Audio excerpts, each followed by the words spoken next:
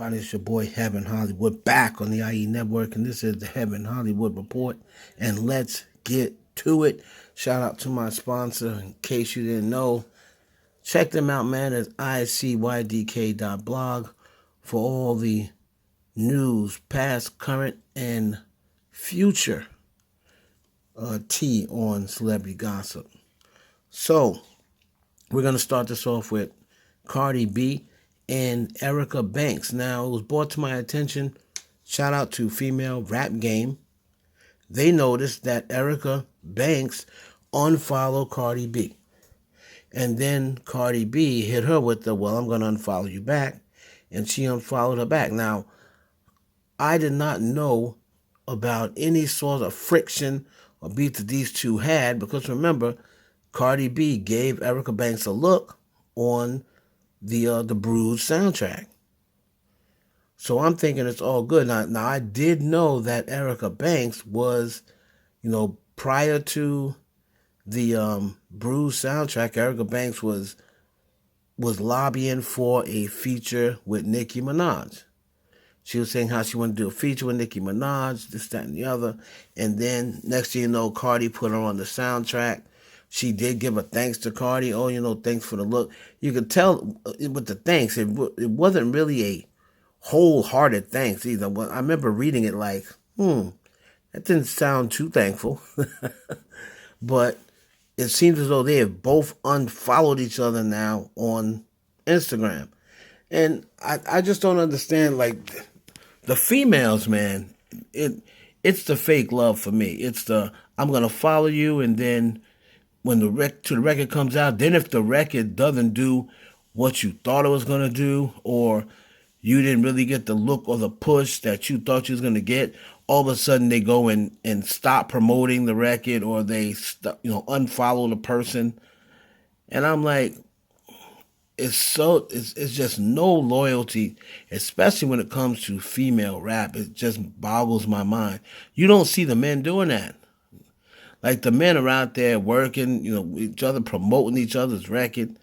But the female rappers, man, like, if they want to work with one person, and then, it's like, I can only work with this person, or I don't want to show this person love because I don't want to get this person mad and mess up my chance for a feature.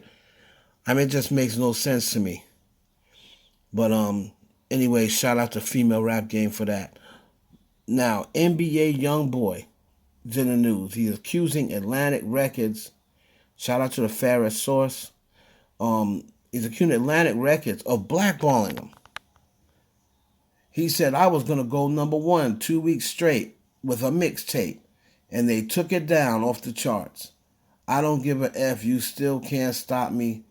Don't sign to Atlantic if you're an artist. They're not going to support you.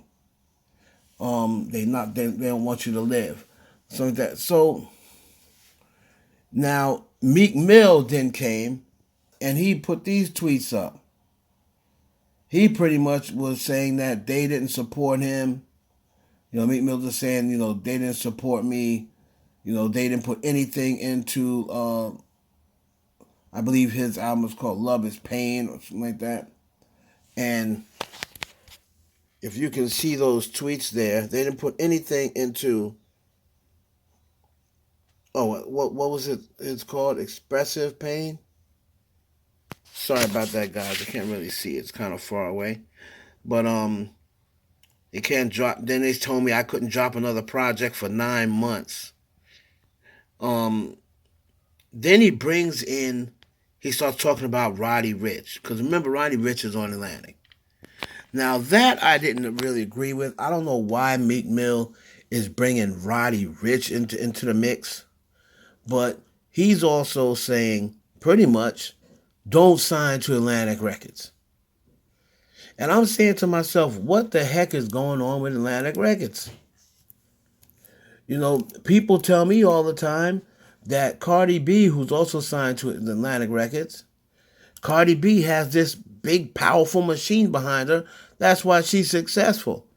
But now I'm hearing, this is about the third or fourth person that said don't sign to Atlantic.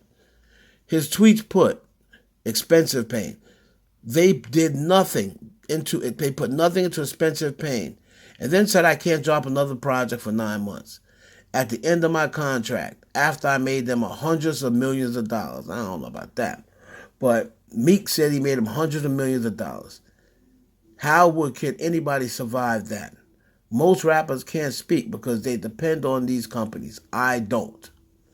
Then he says, also, I had to fight for my life to get DC4 counted as an album because they said I called it a mixtape.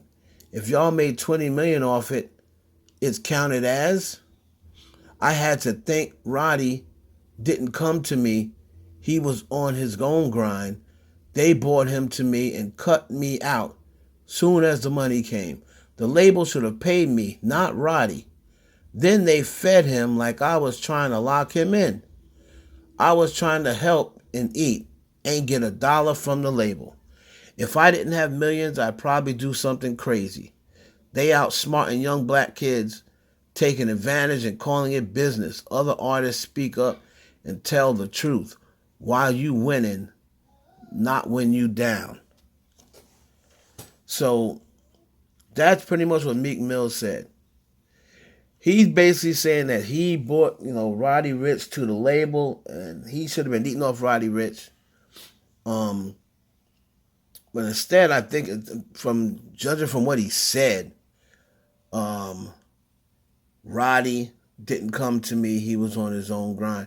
I didn't really understand what he was saying there, what he was trying to say. But basically, he's saying, don't sign to Atlantic in a nutshell. All right? He basically saying he was blackballed. My last album got blackballed, just rap buildings and Nina art with talent. Wow. So this is what they're saying about Atlantic. Atlantic Records, Meek Mill, and NBA Youngboy is complaining. So is Atlantic Records about to fall?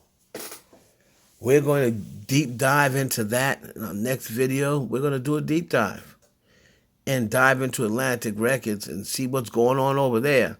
I don't see Cardi B complaining, at least not of yet. But we will soon find out. It's your boy Heaven Hollywood for the IE Network. Please like, comment, and subscribe. And share this video with your friends.